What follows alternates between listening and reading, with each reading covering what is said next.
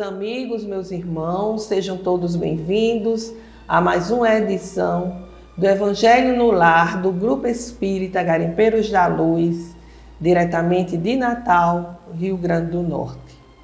É sempre uma alegria renovada estarmos aqui para o nosso encontro, para esses momentos de reflexões em torno dos ensinamentos do Cristo. Pensar em Jesus, sentir Jesus, permitir que Ele chegue até nós, entre em nossa casa, ficando conosco, a nos fortalecer e a nos iluminar a cada dia da nossa existência. Vamos colocar o recipiente com a água a ser fluidificada durante a nossa reunião, o nosso estudo, pelos guias espirituais. E no final, ao término da reunião, vamos ingeri-la com muito respeito e fervor, para que ela traga para nós a renovação das nossas energias. Então, meus amigos, nós estamos aqui mais uma vez, como já afirmamos, para podermos contribuir com a difusão do Evangelho do Cristo. Então, para darmos início, nós vamos fazer a nossa leitura preparatória. O livro é Pão Nosso, psicografia de Chico Xavier, pelo Espírito Emmanuel. Hoje a mensagem é a 59. Sigamos até lá. Se vós estiverdes em mim e as minhas palavras estiverem em vós, pedirei tudo o que quiserdes e vos será feito. São palavras de Jesus, registradas pelo apóstolo João, no capítulo 15, versículo 7. Na oração dominical, Jesus ensina aos cooperadores a necessidade de observância plena dos desígnios do Pai. Sabia o Mestre que a vontade humana é ainda muito frágil e que inúmeras lutas rodeiam a criatura até que aprenda a estabelecer a união com o Divino. Apesar disso, a lição da prece foi sempre interpretada pela maioria dos crentes como recurso de fácil obtenção do amparo celestial. Muitos pedem determinados favores e recitam maquinalmente as fórmulas verbais. Certamente não podem receber imediata satisfação aos caprichos próprios, porque no estado de queda ou de ignorância, o espírito necessita, antes de tudo, aprender a submeter-se aos desígnios divinos a seu respeito. Alcançaremos, porém, a época das orações integralmente atendidas. Atingiremos semelhante realização quando estivermos espiritualmente em Cristo. Então, quanto quisermos, se-nos-á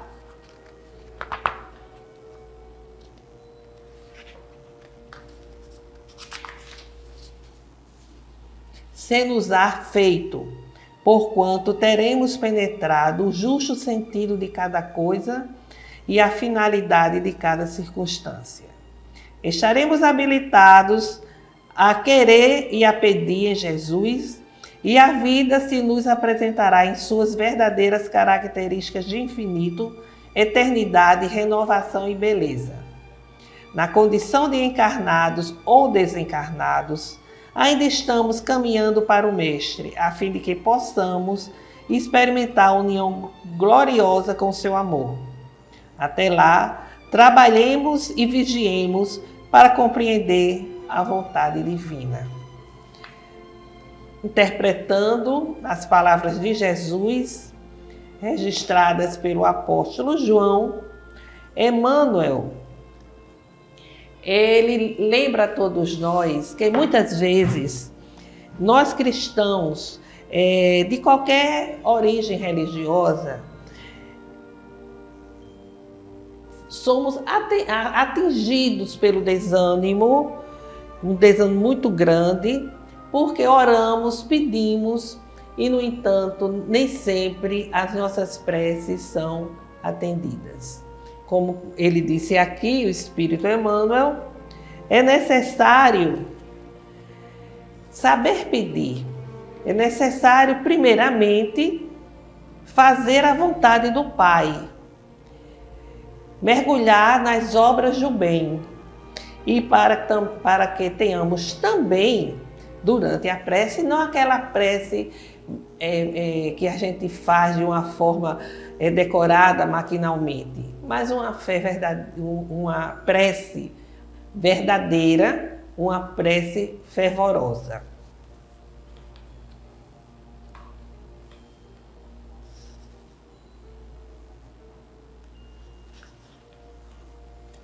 Façamos agora a nossa prece inicial, elevando nossos corações e a nossa mente a Deus, nosso Pai, e a Jesus, nosso Mestre e Senhor.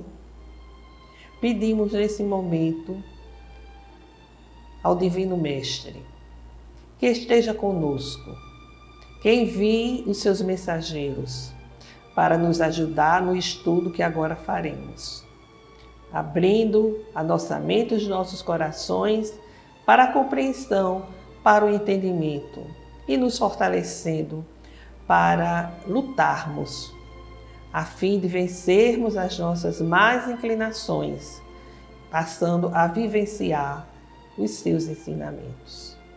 Fica conosco, Jesus, agora e sempre. Que assim seja. Bem, meus amigos, nós estamos fazendo o Evangelho no Lar a partir das parábolas ditadas por Jesus. Parábolas que foi um recurso extremamente pedagógico, didático, utilizado por Jesus a fim de transmitir seus ensinamentos, a fim de nos ensinar. Ele elaborava uma história a partir da realidade daquele momento, a realidade que aquele povo vivenciava. Então, hoje, nós estamos com uma parábola muito bonita. Todas as parábolas são bonitas, mas essa é muito significativa. É a parábola do filho pródigo. Disse-lhe Jesus: um homem teve 2 filhos, e disse o mais moço deles a seu pai: Pai, dai-me a parte da fazenda que me toca. E ele repartiu entre ambos a fazenda. Passado não muitos dias, tudo que ele havia recebido, tudo que era seu, partiu o filho mais moço para uma terra muito distante, país estranho, e lá dissipou toda a sua fazenda, vivendo dissolutamente. Depois de ter consumido tudo, sucedeu haver naquele país uma grande fome, e ele começou a sentir necessidades. Retirou-se, pois, dali e acomodou-se com um dos cidadãos de tal terra. Este, porém, o mandou para os seus campos a guardar os porcos. Aí desejava ele encher a sua barriga de landes, das que os porcos comiam, mas ninguém lhes dava.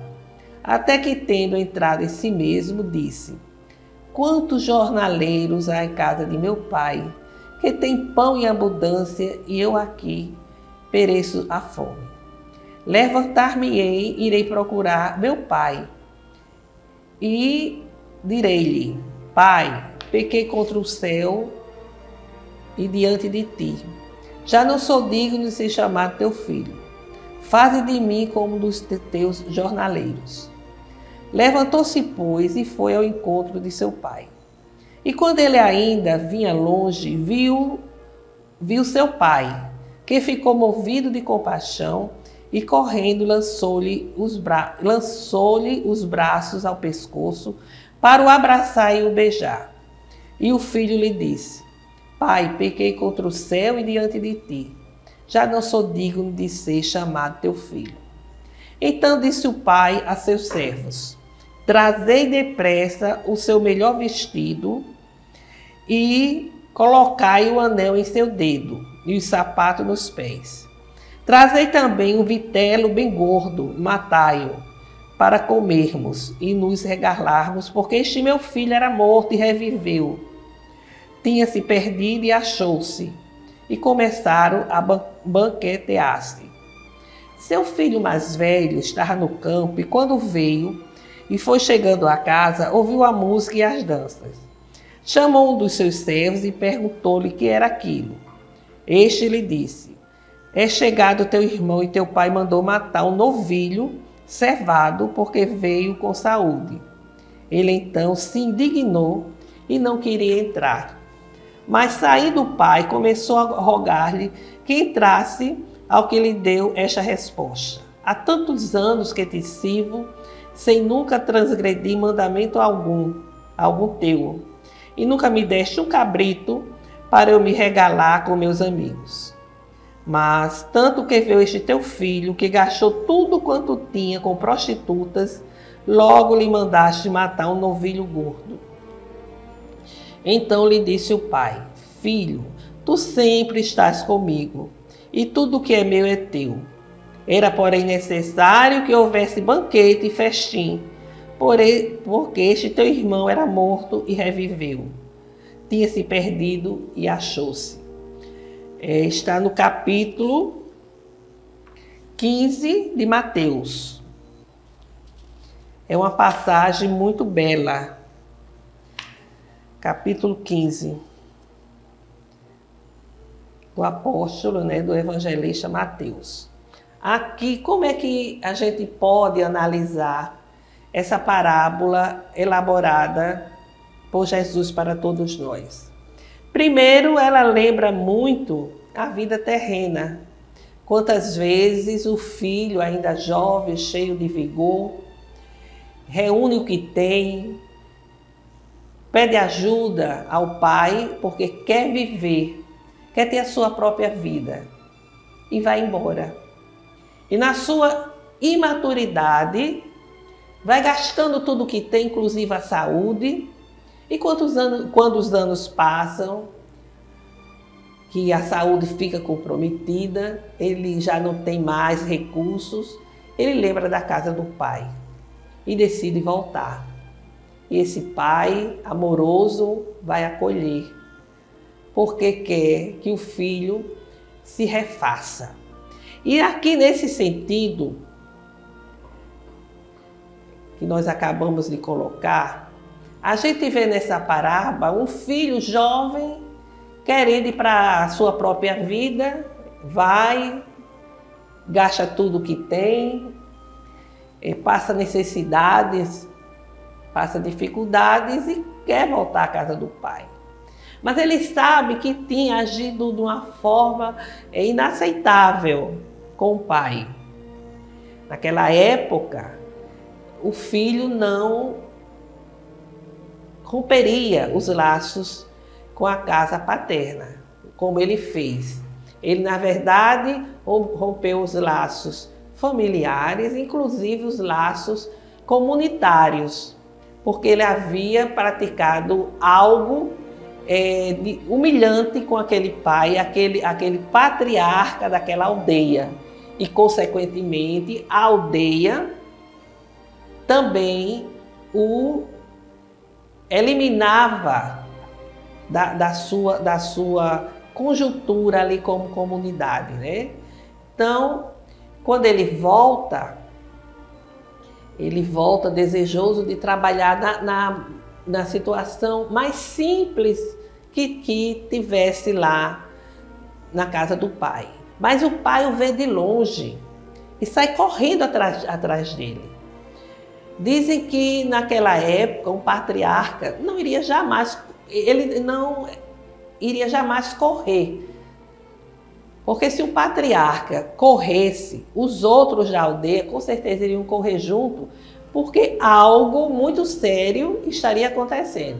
Mas ele foi ao encontro do filho, abraçou, beijou, pediu para que colocassem nele uma roupa, uma vestimenta, ele estava todo esfarrapado, e colocassem em seu dedo o anel de família, em seus pés o sapato, porque ele estava descalço, e só os escravos andavam descalços. E além do mais, a gente sabe que os pés simbolizam a sustentação, né, do corpo, então ele queria que o filho recuperasse a sua integridade e recuperasse inclusive o seu pertencimento àquela família.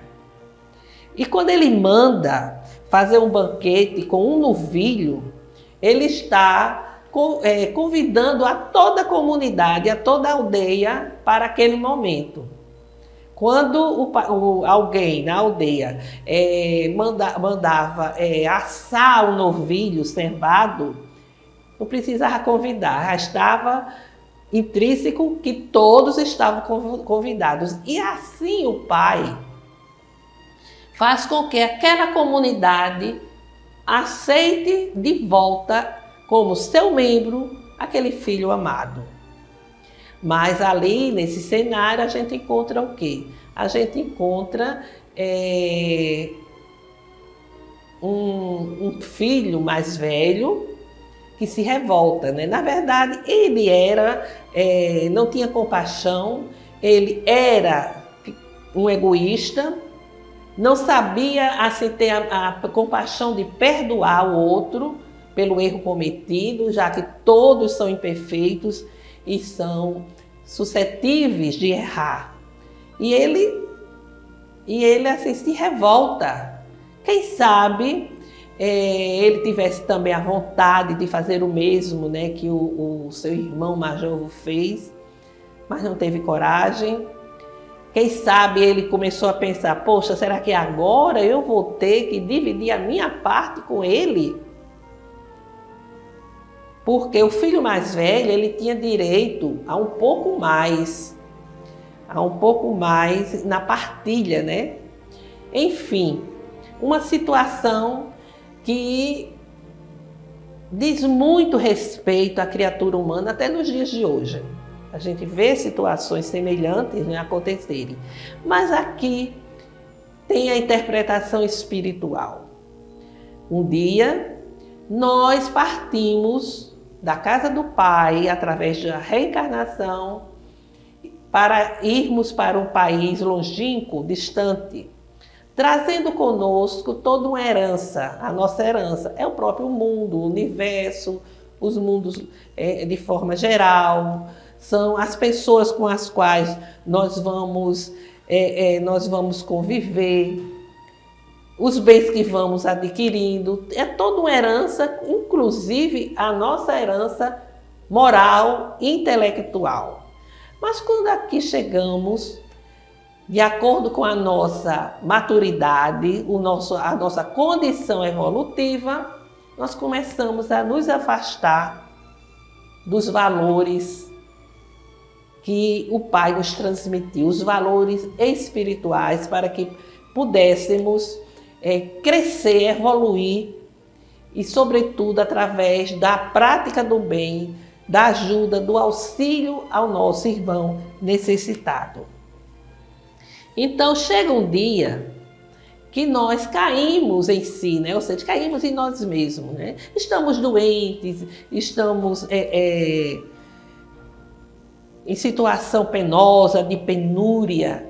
Aí nós nos lembramos do Pai, nos lembramos de Deus. Queremos o seu perdão, queremos o seu acolhimento. E começamos então a buscar essa aproximação com Deus, o Pai Criador. O Pai que nos deu a possibilidade, que nos deu a condição de virmos ao plano terreno, corrigir os erros do passado, porque dizem a espiritualidade que tem muitas situações que nós só podemos corrigir no plano material. E quando chega essa hora do arrependimento, de querermos voltar para a casa do Pai, o Pai sempre está pronto para nos acolher, para nos abraçar, para nos ajudar. Talvez não como desejássemos, mas da forma como nos é necessário, nos é merecido.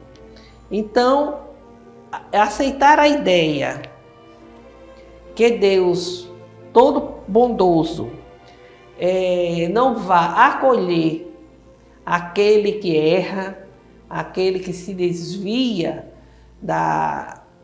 do caminho do bem, do caminho que nos conduz a esse vínculo, a essa ligação com a casa paterna, pensar que Deus não vai perdoar, vamos assim dizer, permitir que aquele que erra, que aquele que se desvia retorne ao regaço paterno, é não compreender, é não aceitar as leis divinas, não aceitar que nós estamos pensando dessa forma, nos colocando fora da casa do Pai, porque não estamos concordando com a lei do amor universal. Então, que filhos somos nós?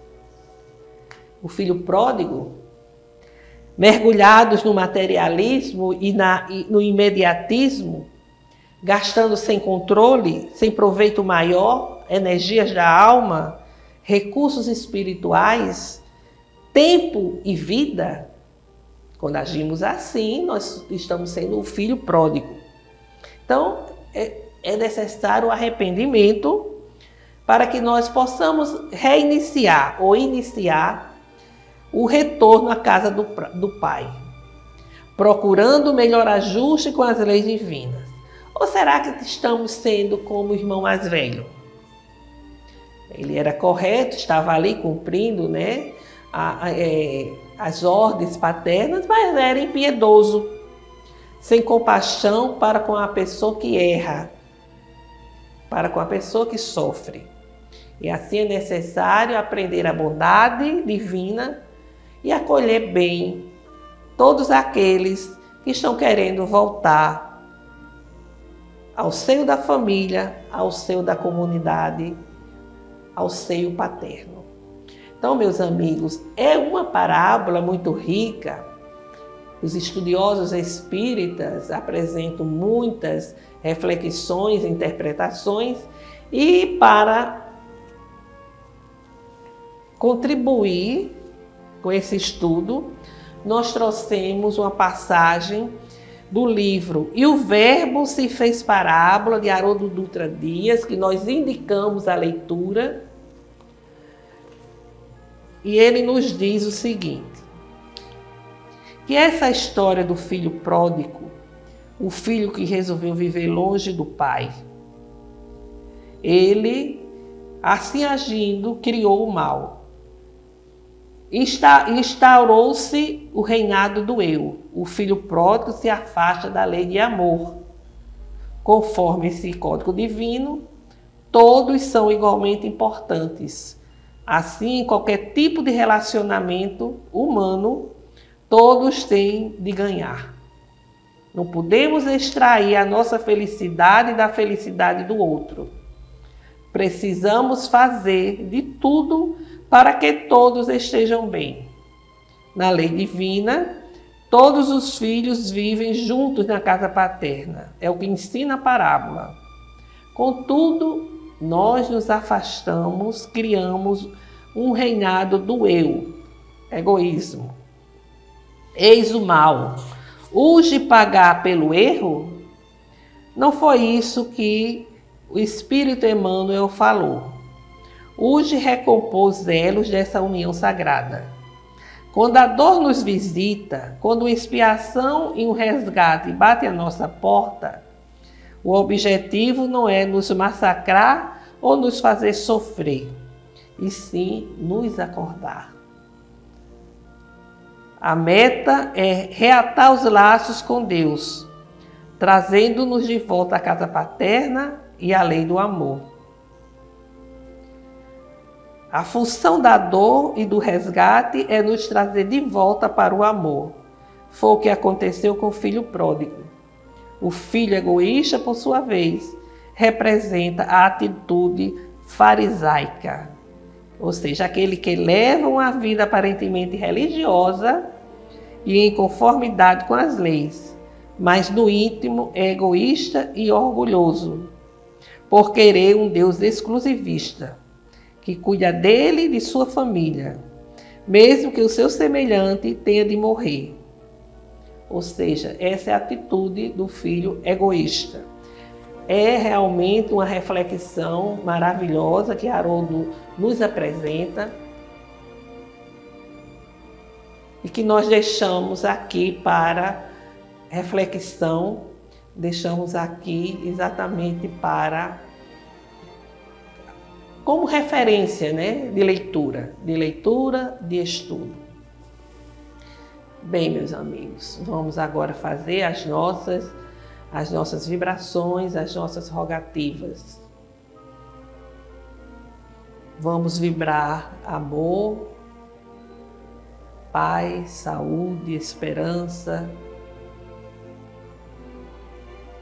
Senhor Deus Pai, aqui estamos a rogar pela paz entre as nações, pelo entendimento entre os governantes, para que as lutas não sejam lutas armadas, mas de ideais, a fim de que se possa traçar uma ação em benefício de todos.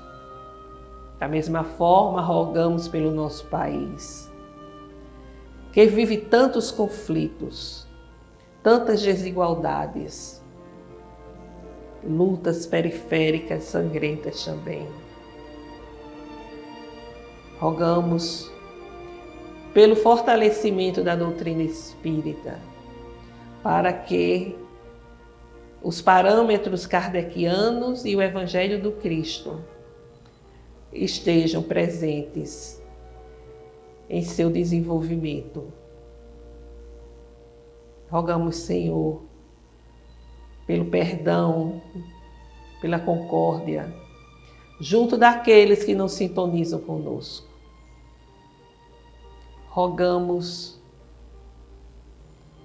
pela cura dos irmãos nossos que estão passando por tantas dificuldades no campo da saúde. São familiares, parentes, amigos, são irmãos, porque somos todos filhos vossos. E assim como irmãos, rogamos por eles que estão a vivenciar momentos de dor e sofrimento. Rogamos por todas as famílias, para que o Evangelho do Cristo chegue aos lares, levando harmonia aos corações. Façamos agora breve silêncio, para que cada um possa apresentar suas rogativas.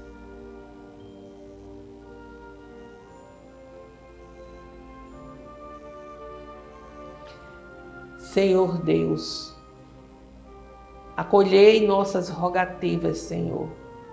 Derramai vossas bênçãos da graça, a fim de que, envolvidos por ela,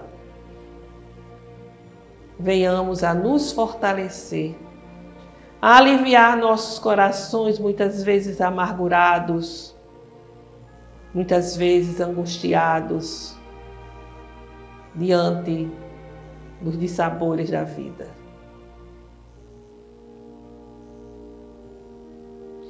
Pai nosso que estais em toda parte, glorificado e santificado seja o vosso nome no louvor de todas as criaturas.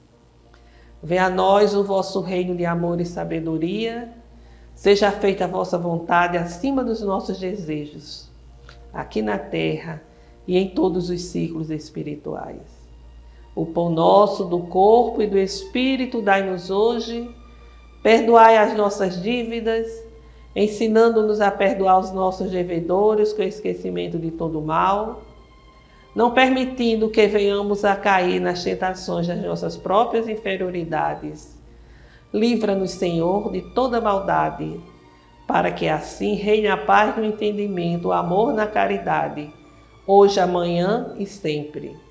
Que assim seja. Assim, com esta prece, encerramos o Evangelho de hoje, desejando a todos uma semana de saúde, paz e harmonia.